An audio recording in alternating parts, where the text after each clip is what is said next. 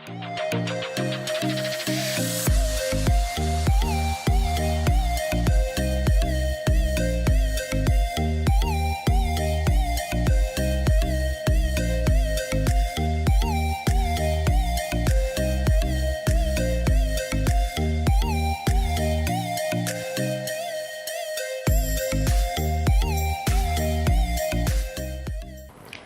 Tuhan, haleluya. Salam sejahtera bagi Bapak Ibu, Saudara sekalian, keluarga GBDI El Shaddai Magelang. Hari ini kita kembali merenungkan bagian firman Tuhan melalui renungan 79. Kita sudah tiba pada pembacaan di kitab Keluaran, di mana kita akan melihat begitu banyak peristiwa yang terjadi. Dan hari-hari ini kita belajar tentang tulah yang dialami oleh bangsa Mesir ya. Nah, hari ini kita akan melihat satu bagian yang kita dapat pelajari untuk menjadi satu pedoman dalam kehidupan kita ya. Keluaran 10 ayat yang ke-7. Saya akan bacakan Keluaran 10 ayat 7. Sesudah itu berkatalah para pegawai Firaun kepadanya, berapa lama lagi orang ini akan menjadi jerat kepada kita? Biarkanlah orang-orang itu pergi supaya mereka beribadah kepada Tuhan Allah mereka. Belumkah Tuanku insaf bahwa Mesir pasti binasa? Ya, percakapan ini adalah percakapan antara pegawai-pegawai dari Firaun dengan Firaun. Setelah Musa dan Harun datang kepada Firaun untuk kesekian kalinya meminta supaya bangsa Israel dapat pergi dan melakukan ibadah mereka. Nah, Firaun mengalami kesulitan untuk mendengar suara Tuhan yang diucapkan melalui Musa dan juga melalui Harun. Ya, sudah berkali-kali dari waktu ke waktu Tuhan berbicara agar melalui Musa dan Harun yang menyampaikan keinginan Tuhan agar bangsa Israel dibebaskan dari perbudakan. Tetapi Firaun berulang kali menanggapinya dengan kebanggaannya dan dia memberontak melawan Tuhan sehingga mereka mengalami tulah berulang kali. Bahkan di Keluaran 10 kita melihat bahwa mereka bahkan berhadapan dengan tulah yang ke-8. Karena ketidaktaatan Firaun, maka bangsa Israel itu mengalami bangsa Mesir mengalami tulah berkali-kali. Ya, tulah itu melanda tanah Mesir dan menyebabkan orang-orang di sekitar Firaun mengalami penderitaan, termasuk Firaun sendiri. Nah, dalam situasi inilah pegawai-pegawainya datang ya untuk kemudian menasihati dia, bahkan kemudian mengingatkan dia, ayo segera insaf, belumkah Tuanku insaf? Insaf itu mempunyai pengertian mengerti dengan benar atau sadar. Artinya bisa jadi mungkin pengertian sebelumnya adalah keliru, kemudian karena insaf menjadi sadar. Ya. Nah, pegawai-pegawai Firaun kemudian berusaha mengingatkan melalui nasihat, ayo Tuhan, apakah Tuhan belum sadar? Apakah Tuhan belum mengerti dengan benar? Bangsa kita bisa hancur, bangsa kita akan binasa ketika kita terus ada di dalam keputusan-keputusan yang memberontak terhadap Tuhan.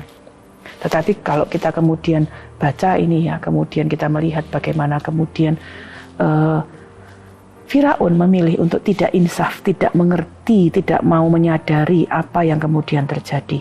Ya, apa yang kita bisa belajar dari percakapan ini? Ya, dalam kehidupan kita di dalam dunia ini ya, terkadang kita pun bisa ada dalam posisi yang sama dengan Firaun ya. Kita kadang-kadang buta, tidak sadar, ya, tidak insaf, tidak mengerti dengan benar pada keadaan yang sekitarnya, ada di sekitar kita. Kita menutup mata terhadap apa yang kita sedang hadapi, yang kita sedang jalani, ya, atau bahkan mungkin hal-hal yang kita alami di sekitar kita. Bahkan ketika orang-orang mungkin di sekitar kita yang dapat melihat dengan lebih jelas. Waktu kita melakukan sesuatu, waktu kita membuat pilihan-pilihan dalam hidup kita, kadang-kadang ada hal-hal yang kita tidak dapat lihat dengan jelas, tapi orang-orang di sekitar kita dapat melihat dengan jelas. Dan waktu kita tidak melihat dengan jelas atau dibutakan dengan pilihan-pilihan yang keliru, ya, pilihan-pilihan yang keliru, pilihan-pilihan yang bodoh, pilihan-pilihan yang tidak sesuai dengan kehendak Tuhan, bahkan seperti Firaun, pilihan-pilihan yang memberontak terhadap kehendak Tuhan, itu adalah pilihan-pilihan yang kemudian seringkali dapat menjadi pilihan yang menyakiti orang-orang di sekitar kita. Mungkin itu keluarga kita, mungkin teman-teman kita, bahkan diri kita sendiri. Ya, mungkin ada relasi-relasi kita yang tidak terlalu baik ya. Mungkin dari orang tua kita secara tidak sengaja membuat kita kemudian mempunyai pilihan untuk berlaku kasar terhadap anak-anak kita. Mungkin ada frustrasi yang kita alami di tempat kerja ya, membutakan kita sehingga kita tumpahkan kekesalan kita itu ketika ada di dalam keluarga kita, di dalam pernikahan, di dalam hubungan suami istri dan sebagainya ya. Jadi ada waktunya kadang-kadang kita kemudian gagal melihat sesuatu itu dengan baik karena kita dibutakan oleh situasi kesulitan, mungkin tantangan, mungkin hal-hal yang kita alami dalam kehidupan kita. Ini yang kita belajar dari Firaun. Firaun gagal untuk dapat melihat dengan baik. Dia dibutakan oleh banyak hal, ya mungkin tentang kekuasaannya, tentang pemberontakannya dan sebagainya. Dan pilihannya membuat kesulitan dialami oleh seluruh rakyat di Mesir. Nah, karena itu mari kita belajar. Ya, kalau kita kemudian tidak ingin mengalami hal-hal seperti yang dialami oleh Firaun, bahkan seluruh Mesir ya, apa yang pegawainya katakan bahwa Mesir itu akan hancur, Mesir itu akan binasa, itu benar-benar mereka alami. Dan saya percaya kita pun tidak ingin mengalami hal itu. Mari kita belajar hari ini. Kalau ada pilihan-pilihan dalam hidup kita, kita punya banyak pilihan. Jangan sampai kita membuat pilihan-pilihan yang bodoh, pilihan-pilihan yang keliru, yang kemudian menjadi hal-hal yang tidak baik bagi kita. Karena itu mari kita belajar dari peristiwa percakapan antara pegawai Firaun dengan Firaun sendiri. Ya, perkataan ini, belumkah engkau insaf? Itu kiranya juga menjadi sesuatu yang mendorong kita kemudian menjadi pribadi-pribadi yang juga terbuka kepada perkataan ini, pertanyaan ini. Jadi mari kita menjadi pribadi-pribadi yang dalam kehidupan kita, dan kita harus memilih banyak hal, terbukalah kepada nasihat-nasihat orang-orang di sekitar kita. Ya, nasihat itu akan bisa membuat kita insaf dari semua hal-hal yang tidak baik.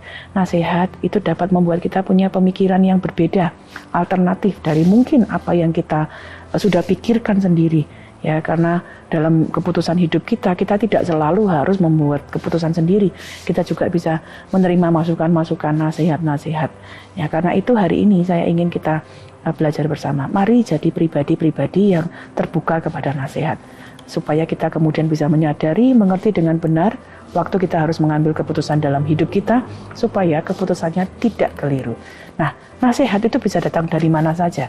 Pertama, Mazmur 119 ayat yang ke-24. Mazmur 119 ayat 24 memberikan kita satu catatan yang baik tentang bagaimana kita menerima nasihat. Ya. Mazmur 119 ayat yang ke-24 saya bacakan. Ya, peringatan-peringatanmu menjadi kegemaranku, menjadi penasihat-penasihatku. Bapak, Ibu, Saudara sekalian, mari jadi anak-anak Tuhan yang mencintai nasihat. Yang pertama dari mana? Firman Tuhan. Waktu kita baca firman Tuhan, mungkin itu sebuah kisah, mungkin itu sebuah percakapan seperti yang hari ini kita belajar. Mari kita belajar, ada nasihat yang baik. Kalau ada peristiwa-peristiwa yang buruk yang mungkin terjadi, kita belajar untuk tidak melakukannya. Tapi kalau ada peristiwa-peristiwa yang baik, mari kita belajar untuk kemudian meneladaninya. Firman Tuhan itu adalah nasihat terbaik dalam hidup kita. Mari jadi anak-anak Tuhan yang suka kepada firman, perhatikan firman yang kita baca, renungkan itu, lalu minta kekuatan dari Roh Kudus untuk kita melakukannya. Karena Roh Kuduslah yang ada dalam hidup kita akan menjadi juga penasihat yang baik pada hidup kita. Ya, kalau nasihat bisa datang dari firman Allah, kedua dari tuntunan Roh Kudus. Yohanes pasal 8 ayat Yohanes pasal 16 ayat 8 sampai 13. Ini ada kaitannya dengan apa yang tadi kita baca tentang firman Tuhan menjadi nasihat bagi kita. Ini dapat juga ada kaitannya dengan Yohanes 16 ayat 8 sampai 13. Firman Tuhan berkata, kalau Roh Kudus ada pada kita, ayat 8 berkata demikian, kalau Ia datang, Ia akan menginsafkan dunia akan dosa, kebenaran dan penghakiman. akan dosa karena mereka tetap tidak percaya kepadaku, akan kebenaran karena aku pergi kepada Bapa dan kamu tidak melihat aku lagi, akan penghakiman karena penguasa dunia ini telah dihukum. Kita loncat ke ayat 13. Tetapi apabila ia datang, yaitu roh kebenaran, ia akan memimpin kamu ke dalam seluruh kebenaran. Sebab ia tidak berkata-kata dari dirinya sendiri, tetapi segala sesuatu yang didengarnya, itulah yang akan dikatakannya. Dan ia akan memberitakan kepadamu hal-hal yang akan datang. Kalau kita terbuka pada nasihat firman Allah, terbuka pada tuntunan Roh Kudus, itu akan menjadi nasihat yang baik. Mungkin ada kalanya kita sudah punya keputusan-keputusan, sudah punya pilihan, atau kita sudah melakukan hal-hal yang tidak baik. Ya, firman Tuhan, Roh Kudus itu akan menginsafkan kita untuk kembali melakukan hal-hal yang benar. Karena itu, mari kita belajar ya untuk dapat terus terbuka kepada nasihat-nasihat supaya kita kemudian menjadi orang yang mengerti dengan benar, sadar benar dan melakukan hal-hal yang benar. Kemudian yang terakhir, nasihat itu juga bisa datang dari masukan orang lain. Itu bisa keluarga kita, orang tua kita, sanak saudara kita, bahkan teman-teman kita. Karena itu mari kita belajar juga terbuka kepada nasihat-nasihat yang Tuhan berikan melalui orang-orang di sekitar kita. Tentunya nasihat-nasihat yang baik ya. Amsal 9 ayat 9 memberikan kita satu catatan demikian. Berilah orang bijak nasihat, maka ia akan menjadi lebih bijak. Ajarilah orang benar, maka pengetahuannya akan bertambah.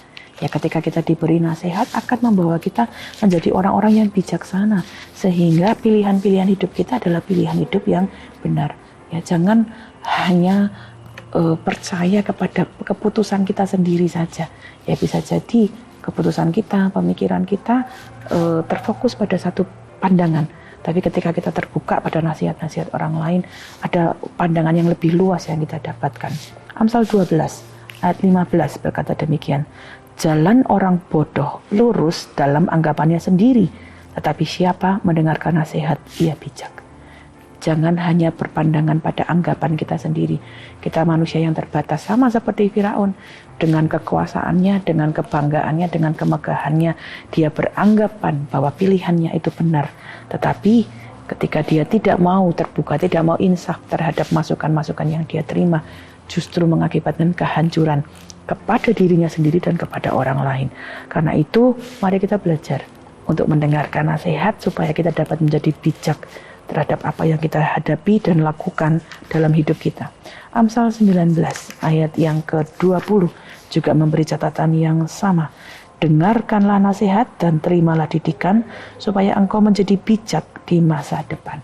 Ya, untuk supaya kita dapat insaf dan benar-benar mengerti dan sadar akan segala sesuatu yang kita hadapi, terbukalah terhadap nasihat. Nasihat itu akan membawa kita menjadi orang-orang yang kemudian mengerti dengan benar, menyadari bahwa apa yang kita lakukan itu kita perlu lakukan dengan bijaksana. Dan hari ini mari kita belajar, ya. Firaun sayangnya tetap berada di dalam anggapan dirinya sendiri. Dan sekali lagi kita baca kisahnya bahwa mereka mengalami kehancuran.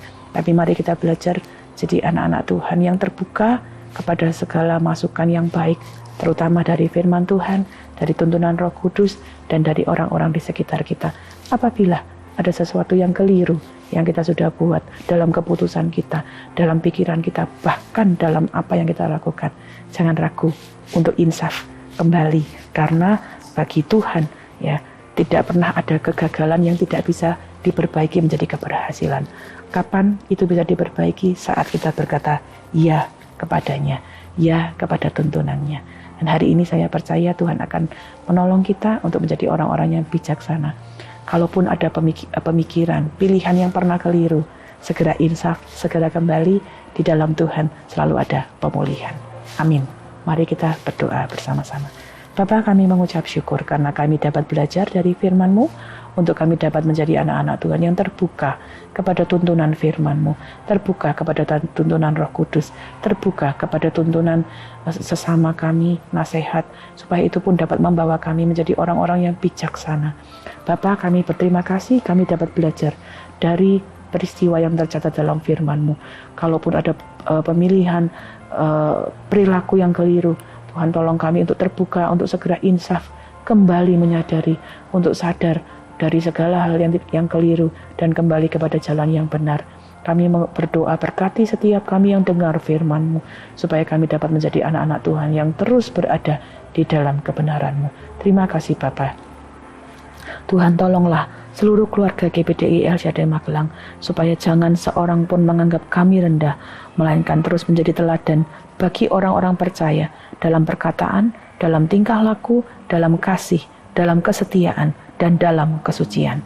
Kami mengucap syukur dan menyambut firman-Mu dengan penuh sukacita. Di dalam nama Tuhan Yesus Kristus. Haleluya. Amin.